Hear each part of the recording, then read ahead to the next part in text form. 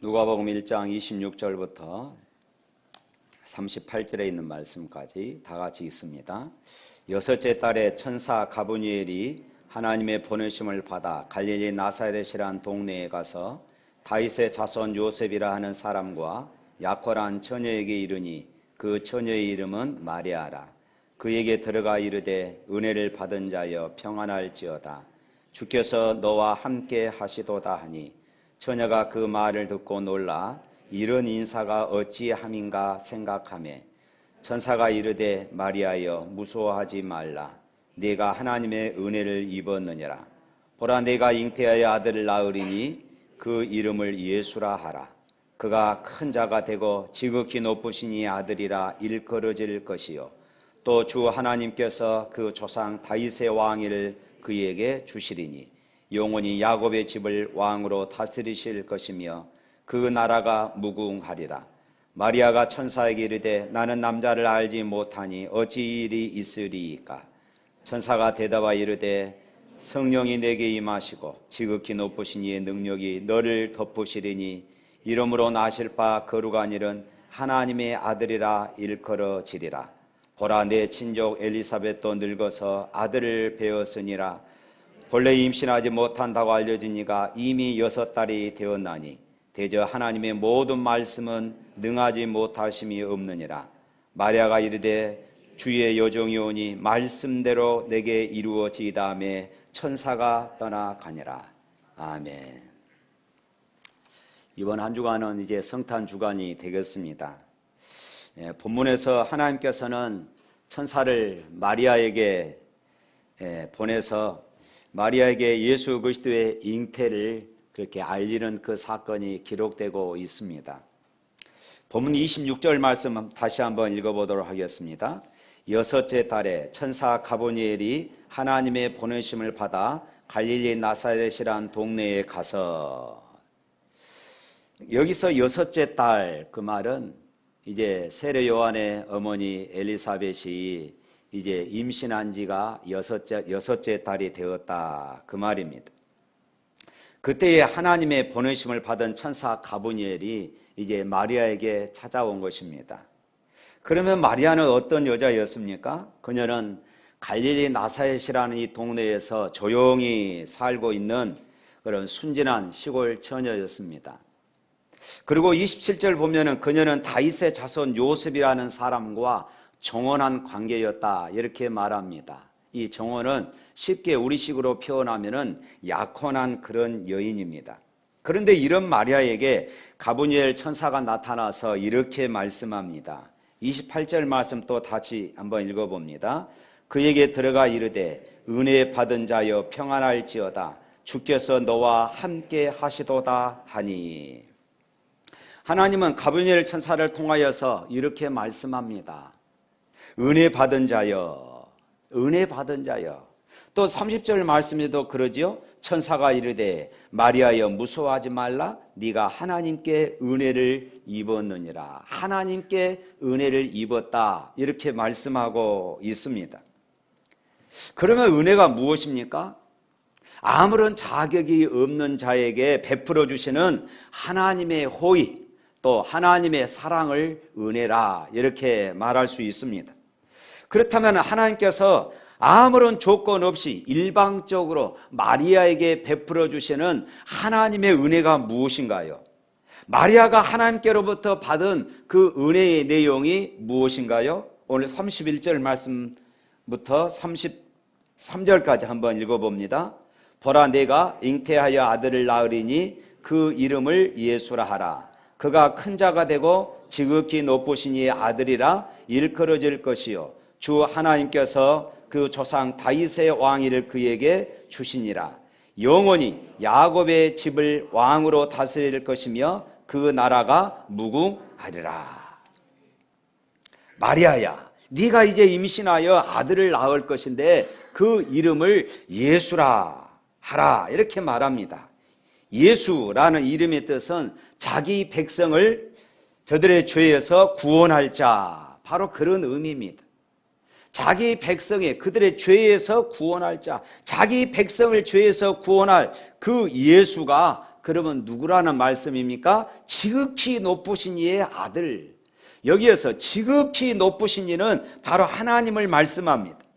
그러니까 자기 백성을 죄에서 구원할 하나님의 아들이신 예수를 네가 임신하여 낳게 되어질 것이다 하는 이 말씀이죠. 얼마나 놀라운 말씀이고 은혜롭고 감동적인 그런 말씀입니까? 감히 죄인이 거룩하신 하나님을 잉태하다니, 이것은 있을 수 없는 그런 영광스러운 일입니다. 그러면 어떻게 이 하나님의 은혜가 마리아에게 임하게 되어집니까? 34절 보면은 마리아가 가브리엘 천사에게 이렇게 말합니다. 34절 읽어볼까요? 마리아가 천사에게 말하되 나는 남자를 알지 못하니 어찌 이 일이 있으리까? 나는 남자를 알지 못합니다. 그런데 어떻게 이 일이 있을 수 있습니까? 사실 그렇지 않습니까? 정상적인 남자와 여자의 관계를 통하여서 임신할 수 있는데 마리아는 그렇지 않다고 분명히 말하고 있습니다. 처녀가 임신할 수 있다고 마리아, 지금 천사가 말하는데 마리아는 나는 그럴 수 없다 이렇게 말하고 있습니다.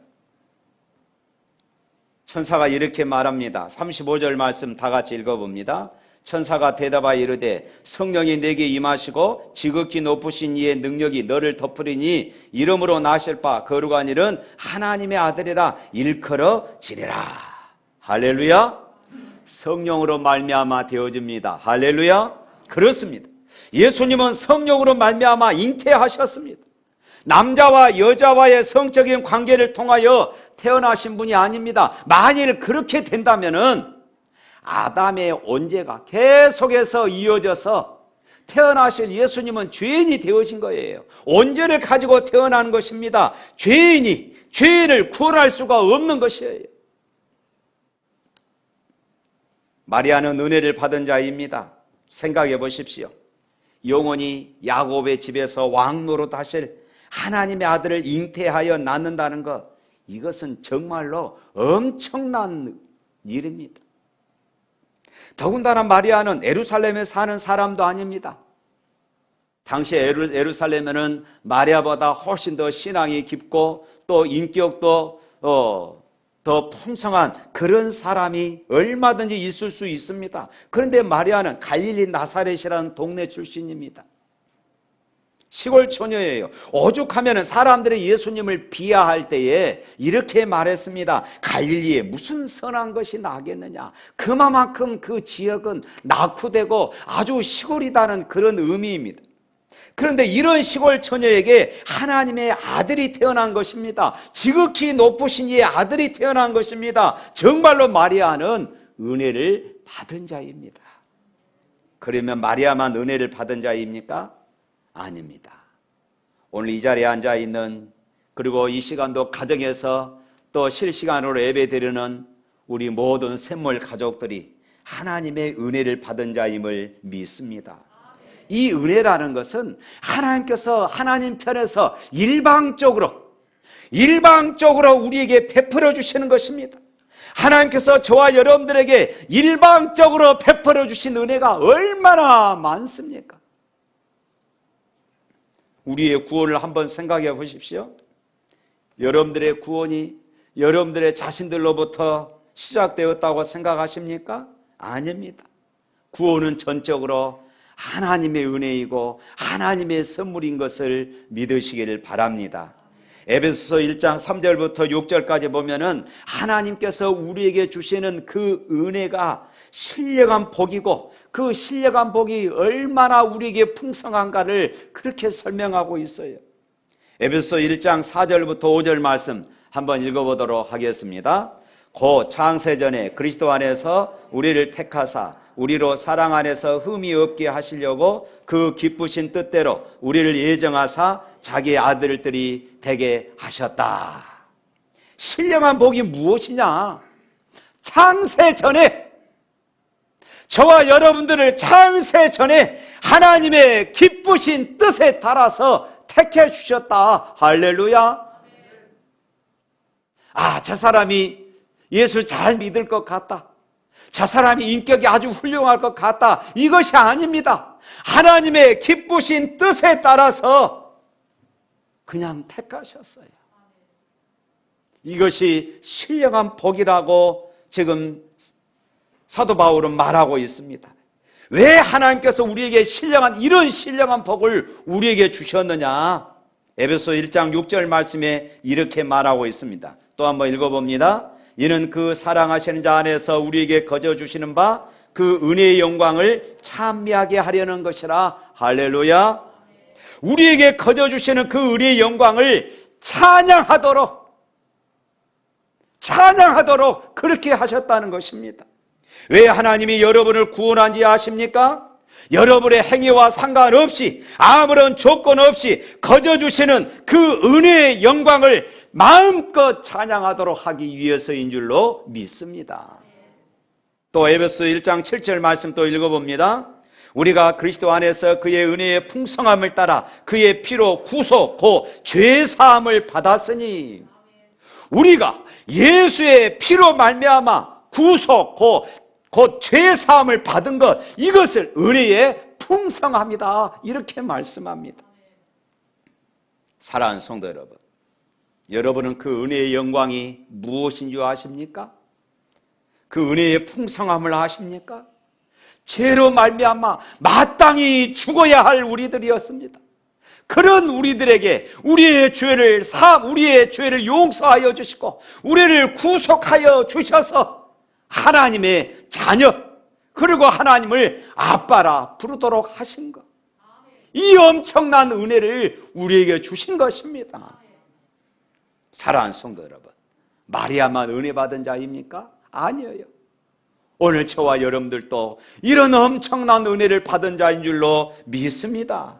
마리아만 신령한 복을 받은 자입니까? 저와 여러분들도 이런 신령한 복을 받은 사람들입니다. 그래서 바울은 에베소서 2장 8절 말씀에 이렇게 고백해요. 또 한번 읽어봅니다. 너희가 그 은혜를 인하여 믿음으로 말미암아 구원을 얻었나니 이것이 너희에게서 난 것이 아니요 하나님의 선물이라. 할렐루야. 그렇습니다. 저와 여러분들이 예수를 믿고 구원받게 된 것이 전적으로 하나님의 은혜입니다.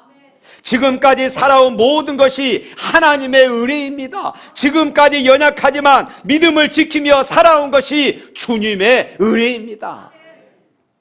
앞으로도 하나님의 은혜가 아니면 살 수 없는 자들이 바로 오늘 저와 여러분들임을 믿습니다. 그래서 바울은 고린도전서 15장 10절 말씀에 이렇게 말해요. 나의 나 된 것은 하나님의 은혜로 된 것이니 내게 주신 그 은혜가 헛되지 아니하여 내가 모든 사도보다 더 많이 수고하였으나 내가 아니 오직 나와 함께 하신 하나님의 은혜로라. 하나님의 은혜가 무엇인지 아는 사람, 하나님의 그 은혜의 영광을 아는 사람, 하나님의 은혜의 그 풍성함을 아는 사람들, 이런 사람들은 가만히 있을 수가 없습니다. 그 은혜에 더 순종합니다. 그 은혜 때문에 더 많이 수고합니다. 바울이 그랬잖아요. 내가 모든 사도보다 더 많이 수고했다. 그러나 그것조차도 내가 아니라 하나님의 은혜라. 그렇습니다. 은혜를 아는 사람은 더 많이 수고합니다. 그런데도 불구하고 그 수고조차도 내가 아니라 하나님의 은혜라고 이렇게 고백합니다.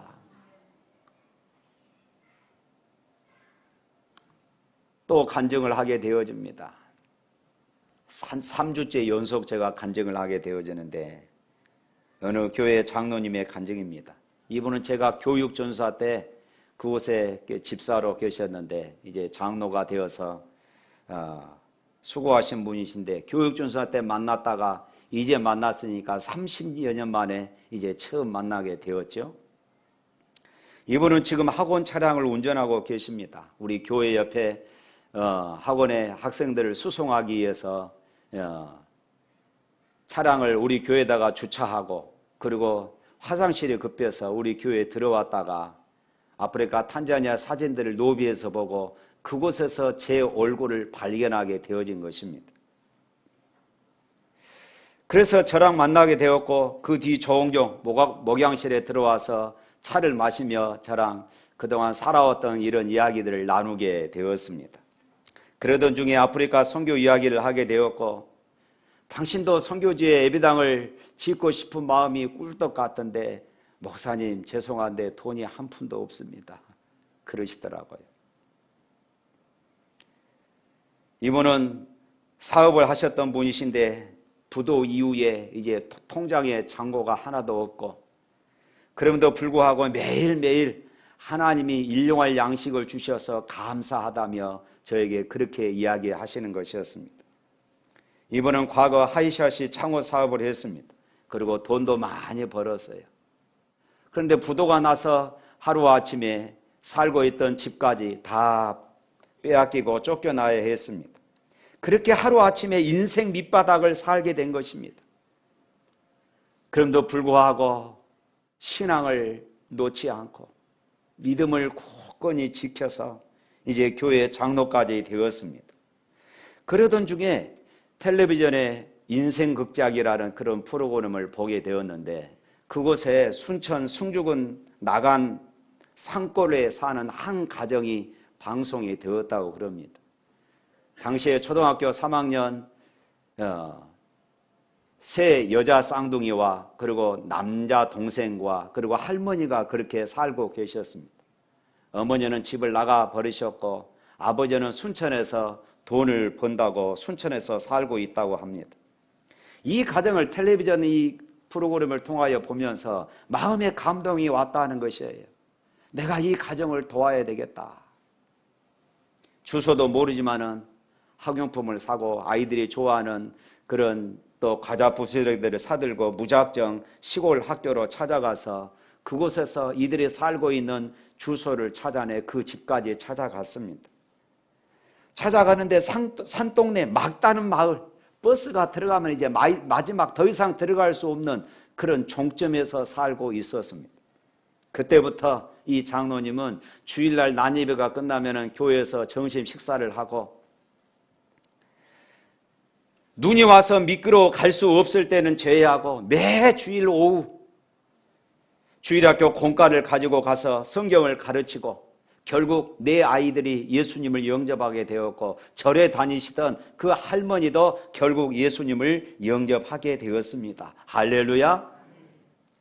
이것을 무려 5년 동안이나 1년 52주 미끄러워서 가지 못한 날을 제외하고는 한 번도 빠짐없이 그렇게 5년 동안이나 찾아갔습니다. 그리고 중학생이 되어서 나간 읍성에 어느 교회에 연결된 이후로는 이제 찾아가지 않고 후원만 한다고 그럽니다. 지금은 이 아이들이 자라서 중학교 3학년이 되었다고 그럽니다. 자기도 살기 힘들고 어려운데 이런 엄청난 일을 하면서 이분은 몹시 행복했다는 것이에요. 이것이 하나님의 은혜였다는 것입니다. 자기가 그렇게 부도나고 힘들고 어려운데 하나님은 이 일을 통하여 자기를 위로하셨고 이 일을 통하여 자기에게 행복함을 주었다는 것입니다. 그런데 지난 주일날 밤에 저에게 전화가 와서 만나자는 것이었습니다. 그리고 교회로 오라 해서 목양실에서 만나서 이야기 나누는데 갑자기 봉투를 꺼내는 것입니다. 작지만 아프리카에 예배당을 짓고 싶다는 것입니다. 이 돈의 출처를 밝히시는데 이 교회는 좀 큰 교회에서 장로가 은퇴하면은 성지 순례를 다녀오라고 여행 경비를 준다고 그럽니다. 그런데 그 돈을 하나님께 드린다는 것이에요. 전에 저한테 이야기했던 탄자니아에 예배당을 짓고 싶은데 나는 돈이 한 푼도 없습니다. 그런데 모처럼 목돈이 생겼어요. 물론 그 돈으로는 교회를 건축할 수 없지만은 그래도 내가 이것이라도 하나님께 드려야 내 마음이 편하겠습니다. 그러면서 이렇게 말씀해요. 성지순례는 성경 읽으면 다 나오는데 왜 가냐고. 제가 돌려드렸거든요. 성지순례 가시라고. 그랬더니 이렇게 말씀하신 것이에요. 성지순례는 성경 읽으면 다 나오는데 왜 가냐고 하시더라고요. 제가 눈물로 기도하고 헤어졌습니다. 사랑하는 성도 여러분, 하나님의 은혜를 모르면 어떻게 이렇게 살아갈 수 있겠습니까? 자신의 형편도 어렵고 힘든데 매 주일 오후 1년 52주 시골의 한 가정을 돌보는 일, 조그마한 목돈이 생겼는데 자기를 위해서 쓰지 않고 그것을 아프리카 선교회에 드리는 일, 이 모두가 하나님의 은혜에 감격한 자연스러운 반응인 줄로 믿습니다. 이렇게 드리면서도 하나님의 은혜입니다. 내가 이렇게 할 수 있는 것이 하나님의 은혜입니다. 이렇게 고백하는 것입니다. 사랑하는 성도 여러분, 그렇습니다. 바울이 고백했죠. 내가 다른 사도들보다 더 수고했지만은 이 또한 하나님의 은혜입니다. 할렐루야. 하나님께서 천사를 통해 마리아에게 또 말씀하십니다. 은혜를 받은 자여 평안할지어다. 여기서 말씀하시는 평안은 세상에 줄 수 있는 평안이 아닙니다. 세상이 줄 수 없는, 오직 하나님만이 주실 수 있는 그런 평안입니다. 세상이 말하는 평안은 문제가 없고 일이 잘 될 때 잠깐 경험하는 것입니다. 그러나 주님이 주시는 평안은 본질적인 평안입니다. 죄와 죽음으로부터의 평안이기에 인생의 밤을 만나도 누릴 수 있는 그런 평안입니다. 깊은 감옥 속에서도 누릴 수 있는 평안입니다. 기가 막힐 웅덩이와 수렁에서 빠져 살아갈 용기마저 잃어버렸을지라도 누릴 수 있는 평안인 줄로 믿습니다.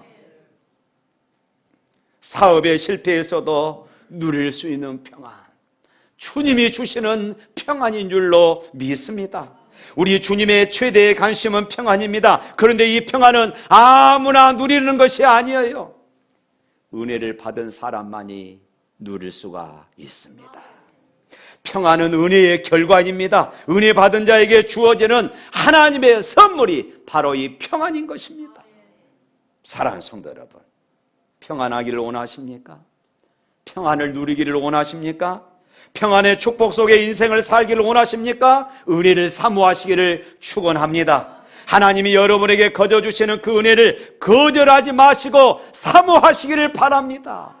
목마른 사슴이 시냇물 찾아 갈급한 것처럼 이 은혜를 사모하시기를 바랍니다.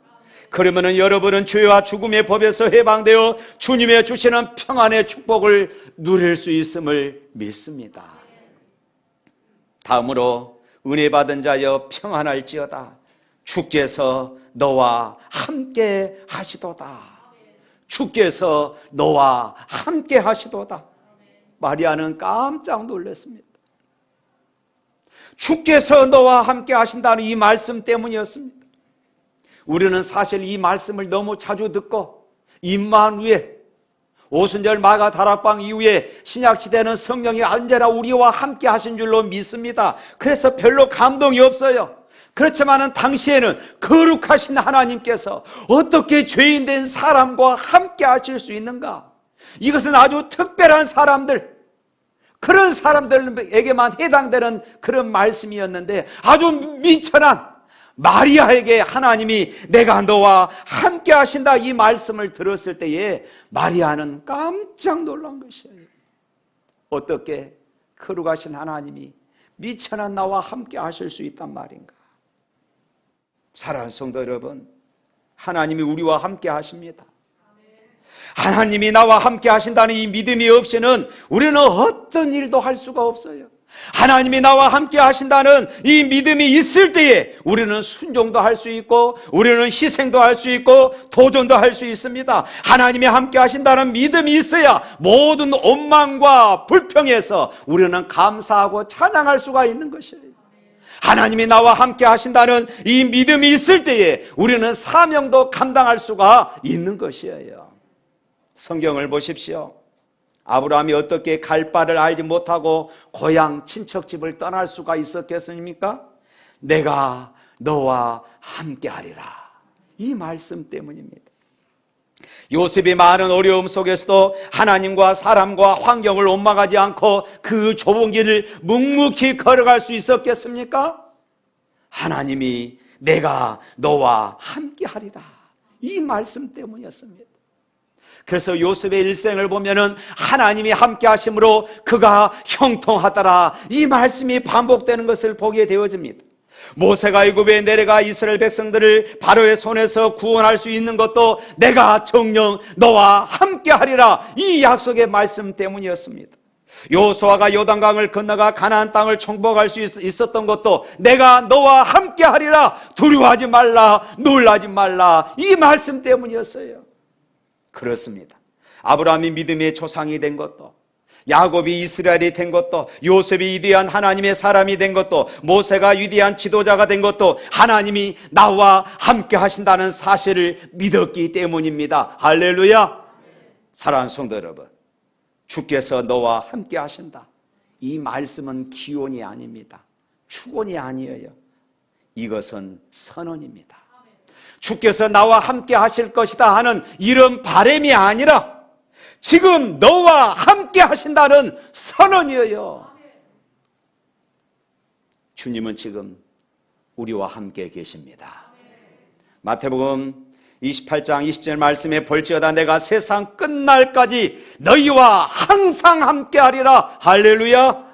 신실하신 주님은 지금도 이 약속의 말씀대로 저와 여러분들과 함께함을 믿습니다. 인생이 힘들어 쓰러지고 넘어질 때도 주님은 여전히 여러분과 함께 하십니다. 38절 말씀 읽어봅니다.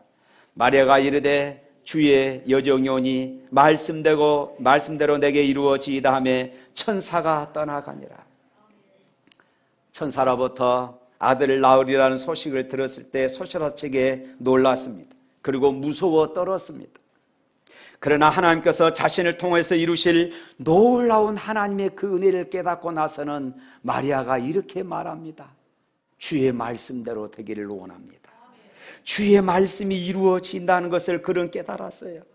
그 은혜를 깨달은 마리아는 나는 비천한 계집종이오나 순종하겠습니다, 말씀대로 내게 이루어지게 하옵소서.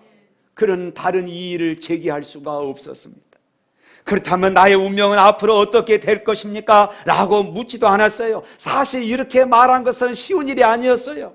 말씀대로 내게 이루어지다는 말씀은 주님, 나는 이 일로 인하여 돌로 쳐 죽임을 당해도 좋습니다. 나는 요셉으로부터 버림을 받아도 나는 좋습니다. 하지만 나는 주의 말씀대로 되기를 원합니다. 당시에 처녀가 임신하면은 성 밖에 내다 놓고 동네 사람들이 돌로 쳐 죽입니다. 이것이 율법이었어요. 이 사실을 한 요셉도 조용히 이 여인과의 관계를 끊고자 했던 것입니다. 그럼에도 불구하고 이 마리아는 자기의 그 앞날에 대해서 걱정하지 않았습니다. 주의 말씀대로 되기를 원합니다. 사랑하는 성도 여러분, 한 여인으로서 혹은 한 인간으로서 마리아보다 더 큰 영광과 복을 받은 사람은 없었습니다. 그러나 그 마리아의 영광과 축복은 말씀대로 내게 이루어지이다, 바로 그 순종 때문에 이루어진 줄로 믿습니다. 그렇습니다. 하나님의 축복은 언제나 순종하는 사람들을 통하여서 이루어지는 것입니다. 순종이라는 것을 통해서 하나님이 역사하시는 것이에요. 말씀 앞에 순종이 여러분의 삶을 풍성하게 만듭니다. 말씀 앞에 순종이 여러분들을 존귀한 자로 만들어 갑니다. 저와 여러분은 은혜 받은 자입니다. 이제 주님께 가까이 가시기를 바랍니다.